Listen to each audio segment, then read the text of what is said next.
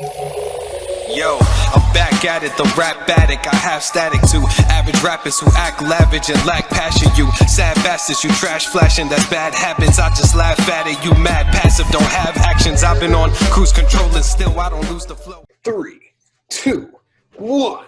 You better put that in the video. I am. All right, guys, what's up? It's your boy, Coden Pablo, and I'm back with another episode, a weekly recap with the one and only Lo. What's going on, man? Looking fresh, I see. Yeah, fresh cut. You know, had to go back to my old ways. Gotta get the waves back, though. Yeah, man, we don't want to talk about my hair. You know, that's why I'm wearing the hats, you know what I'm saying? So I'm going to grow it out. It's winter over here, you know? It's cold. It's cold out here. Cold out here in these streets. Speaking of cold, we got to talk about some of these rookies. So let's start off talking about the top 3 rookies. You know, we got Lamelo, we got Wisemen, we got Edwards. Just a quick question, like, who do you think out of that list, just not even looking at stats or anything, is just the best rookie so far? Well, so I think LaMelo's gonna be the best rookie. Right. So far, I'm saying that because one, he just made history, became the first or the youngest player in NBA history to make a triple double. The game before that, against Lonzo, he needed like 1 assist or 1 rebound to get his triple double. Right. So I think he can average. Well, I'm not gonna say average. He can get multiple triple doubles this year, and I'm sure later down the road when he gets more experience, he'll be able to average that triple double. And if he's the youngest player to do it, and he's balling right now, he might not get 20, 30 points every night, but he's doing what he needs to do to make his team win. He has the opportunity, and for these other guys, I don't think they do. Yeah, bro, he's balling. I mean, to put context into that too, he's on a Charlotte's team that is on the come up, so they don't have that crazy expectation to make the playoffs. But it's room for him to grow. My only thing is I want to see him be a starter. So I'm wondering when that's going to happen. I think so too. I think he should have been a starter, but I think he'll definitely get there. Don't be surprised if Terry Rozier or the other point guard gets traded. Trade deadline, I'm seeing a trade coming. I don't know about Terry Rozier, man. He's pretty athletic right now, you know, with those dunks, and I feel like he's explosive, and he's kind of in his prime. Unless we can get something, the Hornets can get something back for him. Yeah, I just think he's overpaid. Yeah, he's definitely overpaid. Hayward, everyone's overpaid over there, man. Like, you know, I like Miles Bridges though. They definitely got to keep him. Yeah, they're Miles Bridges and PJ Washington. I like them. But their point guard situation is they have too much. Yeah, no, I agree. Some of the standout stats too with Lamelo, he's shooting 35% from 3 and 43% from just the general field goal range. So he's doing pretty good. I also compared him to the other rookies. So he has the lowest usage rate out of all 3 rookies by like 3%, so it's really low. But their usage rates are all under 30%. And they're pretty effective. You know what I'm trying to say? So it's like they're being pretty good with the ball, and they're not wasting time. They're not, you know, having a lot of turnovers or, you know, making so many rookie mistakes. I mean, people are getting on Edwards though because of the Spurs game, but I don't think it's such a big deal. You know? So here's the thing with Anthony Edwards for me. He's averaging, out of all rookies, he's averaging the most points. I think it's 15 points a game. Mm-hmm. But my problem is he's doing this as the second option. Right. So he's behind D'Angelo Russell right now. Karl-Anthony Towns just got back. Can he do it as the third option? Because Karl-Anthony Towns is going to be your number 1 or number 2 option if D'Angelo Russell's there too. Right. So I want to see, will he still be able to average 15 points a game? I think that's a good rookie year for him.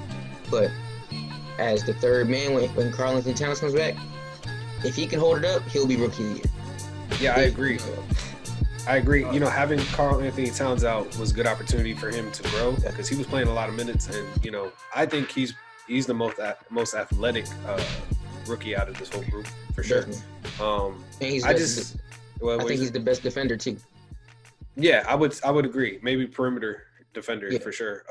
I just think he needs a little more self-control. You know, he's making certain moves and decisions, and he got to be a little bit more like, all right, let me think with my head a little bit. Yeah, that's all I would say. But I don't think he's dumb. I just think he's you know, playing in these games, and he wants to, like, I've seen him drive to the right so many times, and he'll foul a guy by accident. But he's driving, man. He's getting to the lane. That's what he's trying to do. Yeah, once he can develop, it's his rookie year, so he's gonna make his mistakes. But once he can develop and he becomes that dominant number 2 or number 3 option, or if he can develop into the number 1 option, whatever it comes to, if he can stick with 15 points a game his rookie year, and then just say 17 or 20 points a game next year, it'll be worth it. But my only problem right now is I understand Karl-Anthony Towns is out, but right now, if I'm not mistaken, the Timberwolves are the worst team in the NBA right now. They have they seem like it.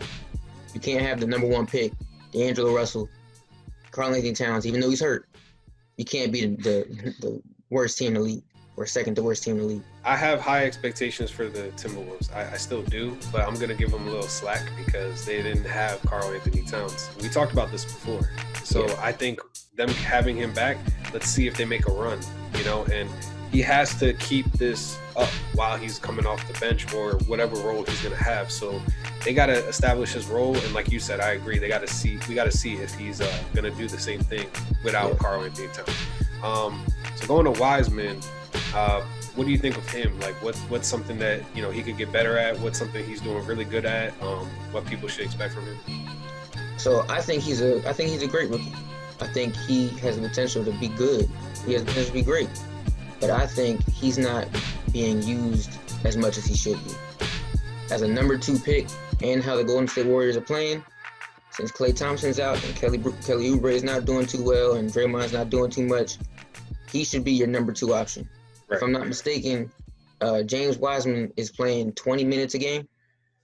Yeah, that's a no-go. You can get number 2 draft pick. Unless he has some practice issues or something going on, he should be averaging 30 points a game. He needs to be starting. He needs to... Wait, you want him to play at least 25 to 30 minutes a game? For how the Golden State Warriors are playing, there's no reason why he's not playing 25. They're actually playing good right now. They're actually technically in the playoff bracket. I know it doesn't really matter. They are. But they're winning more because of Steph Curry. And you can't rely on Steph Curry for these 72, 75 games. Right. You have to develop. If you can't develop James Wiseman, then this year you just rely on Curry. And we know what happened last year when we relied on Curry. I don't know if he's going to be able to thrive in that role, because he might just play as a role player, and it's kind of like he's not going to get those minutes that he needs to get. They're not going to just throw it down to him in the paint and be like, all right, go to work. That's what they really need to do. So for me, he just needs to be a little more aggressive, but I don't think it's entirely his fault. With the Warriors playing the way they do, it's kind of around Steph.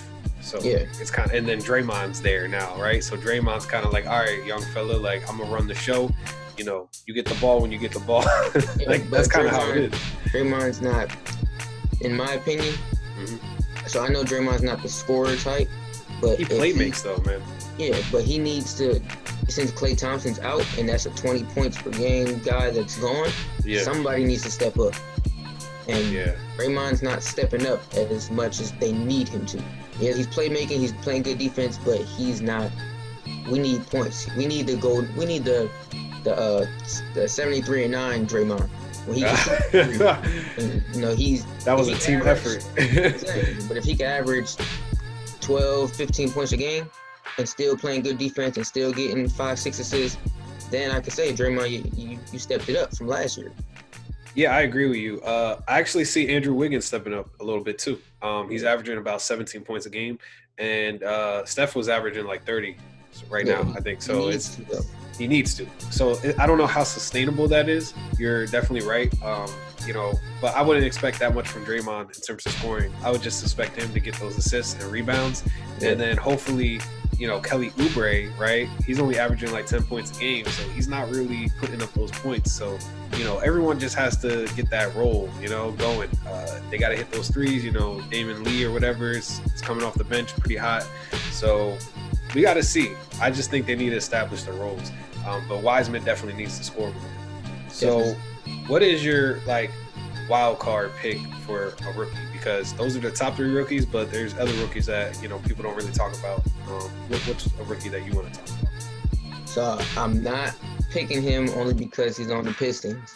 I'm going off of the games that he's played and the opportunity that he's getting. So my man Sadiq Bey off the Detroit Pistons, playing maybe 20, 25 minutes a game. I don't expect him to be Rookie of the Year, but give him some time and let him keep his opportunities.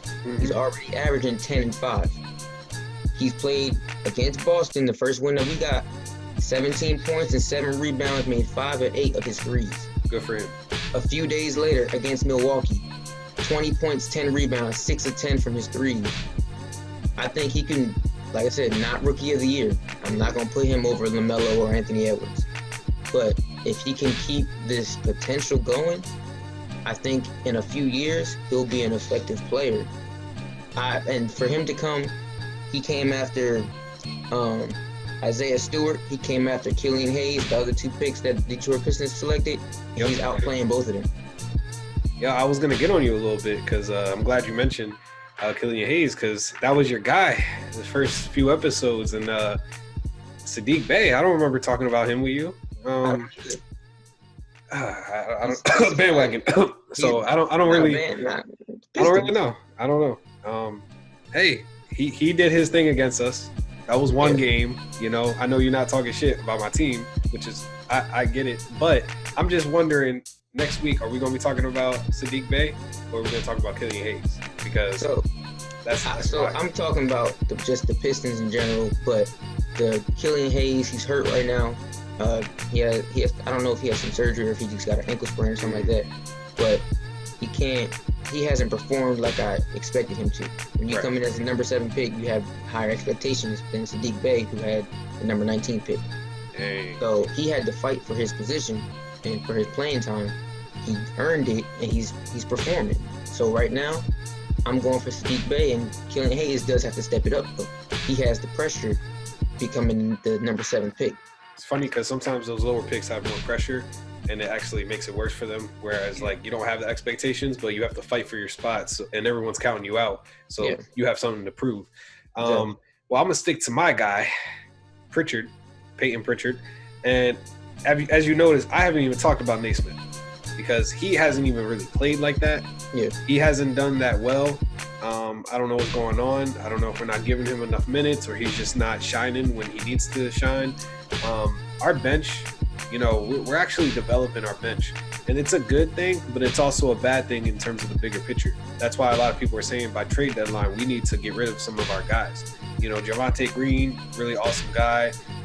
Tremont, Langford, and some other guys, like they're good, but we're not trying to develop a bench. We need a bench right now. We need to already develop a bench. And, you know, we got Teague and Tristan, but I think Tristan's playing big minutes now. He's playing, you know, the starting role, so he's not coming off the bench like that. So, but Peyton has been a new life in Boston. He hit a game winner. I forgot which game was it. I think it was against the Raptors. One of the games, he hit a game winning layup. He's averaging almost 9 points, 3 rebounds, and 3 assists a game. And there was one game where he scored like 20 points.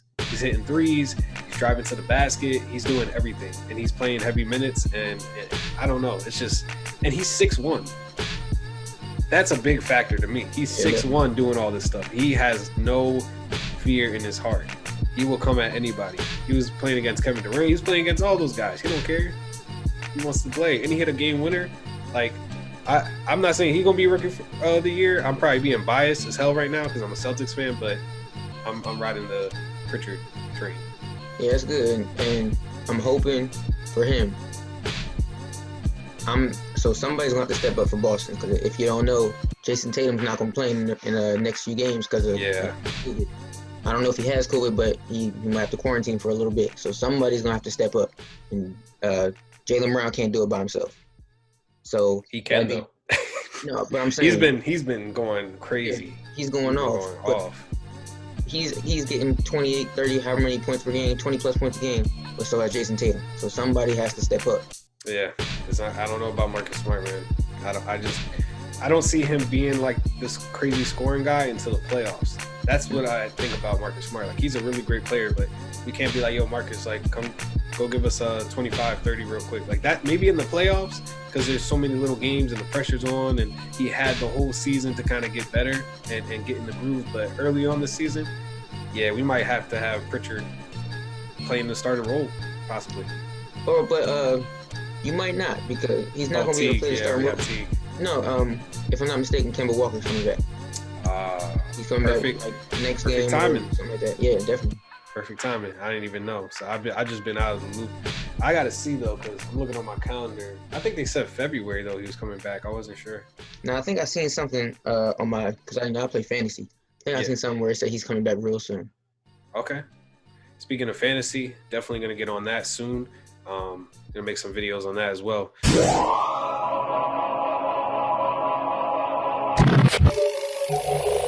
Yo, I'm back at it, the rap addict. I have static to average rappers who act lavish and lack passion. You sad bastards, you trash flashing, that's bad habits. I just laugh at it, you mad passive, don't have actions. I've been on cruise control and still I don't lose the flow. Been a couple years and I still outdo my foes. Difference back then, people said I had to prove I'm dope, but now I do the most and I'm grown, so I can fool your hoes.